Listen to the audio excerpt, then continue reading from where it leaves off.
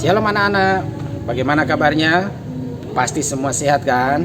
Nah, hari ini Bapak senang sekali bertemu dengan kalian lagi untuk melanjutkan pembelajaran kita. Dan jangan lupa siapkan alat tulisnya, siapkan bukunya, dan terlebih lagi jangan lupa berdoa terlebih dahulu. Pembelajaran 3, Allah penolongku yang setia.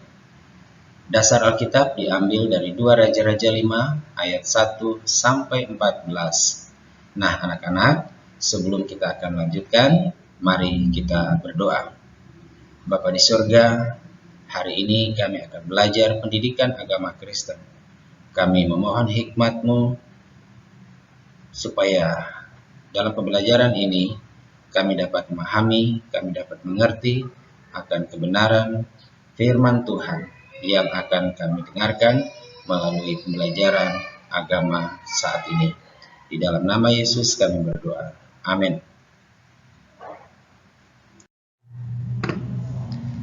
Anak-anak, pernahkah kamu melihat ataupun mengunjungi orang yang sakit? Bagaimana jika yang kamu kunjungi itu adalah seseorang yang berpenyakit menular?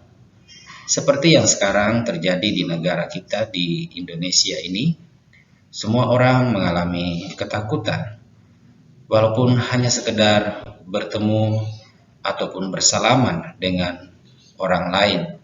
Semua itu karena satu penyakit yang menular yang sedang terjadi di negara kita.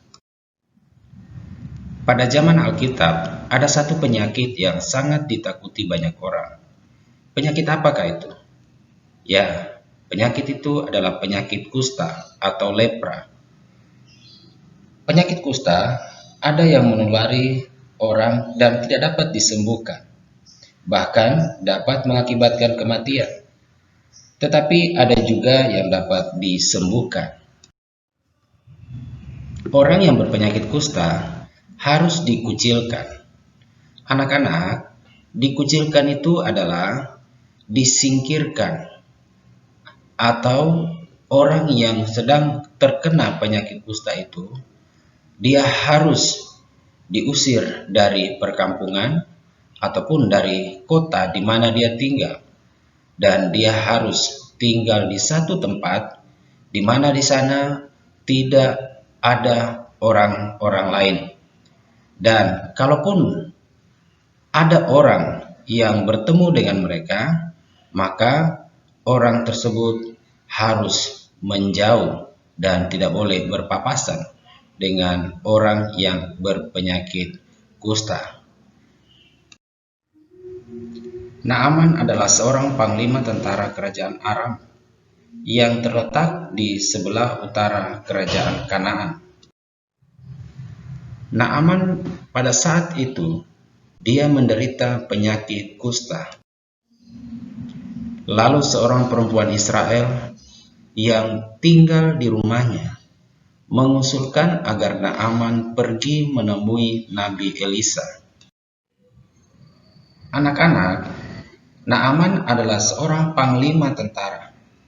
Dia adalah seorang pahlawan dan dihormati banyak orang. Naaman mungkin berpikir ia akan diperlakukan secara istimewa dan berbeda dengan orang-orang biasa.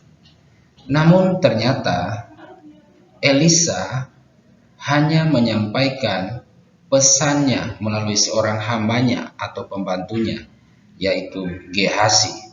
Nah, apa pesan daripada Nabi Elisa kepada Naaman? Nabi Elisa memerintahkan Naaman harus mandi sebanyak 7 kali di sungai Yordan.